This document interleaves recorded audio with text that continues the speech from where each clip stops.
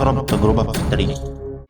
في سنة 1907 في طبيب أمريكي قرر يعمل تجربة غريبة جدا عشان يجاوب على سؤال: هل الروح لها وزن؟ الدكتور كان بيشتغل في المستشفى، فكر إن لو الروح فعلا شيء مادي لازم يكون لها وزن بيتغير وقت الوفاة. جاب سرير معمول مخصوص للتجربة دي واختار 6 مرضى كانوا خلاص بيودعوا.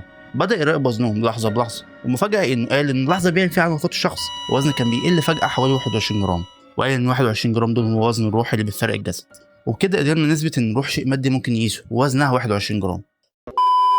طبعا الكلام اللي فات ده كله مش مظبوط، اوعى تكون صدقته. التجربه اللي اتعملت دي فيها كميه اخطاء كبيره جدا. اولا العينه صغيره جدا، 6 اشخاص فقط، والتجربه ما اتكررتش تاني عشان نتاكد من النتائج دي. ولما علماء تانيين قرروا يجربوها ما لقوش اي فرق بيحصل في الوزن.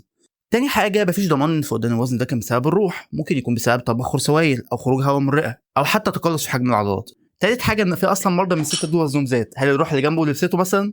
رابع حاجه بقى ان الادوات اللي تم استخدامها مش دقيقه خالص في التجربه دي. في اسباب تانية كتير بس اعتقد دول كفايه عشان يقنعوك ان ده كله خرافه. بس مع كل ده في ناس لحد دلوقتي مصدقه التجربه دي، يمكن لانها بتلمس حاجه جوانا. السؤال الابدي: هل ممكن نثبت وجود الروح بالارقام والميزان، ولا في حاجات فوق قدره العلم؟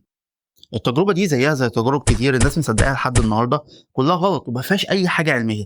فعشان كده قبل ما نصدق اي حاجه لازم نتاكد منها. مش معنى ان الدكتور نشرها او اتنشرت على النت معناها كده هي صح. بس كده، لو عجبك الفيديو ما تنساش لايك وفولو، واللي في الكومنتات تحب نتكلم عن ايه في الفيديو الجاي. سلام.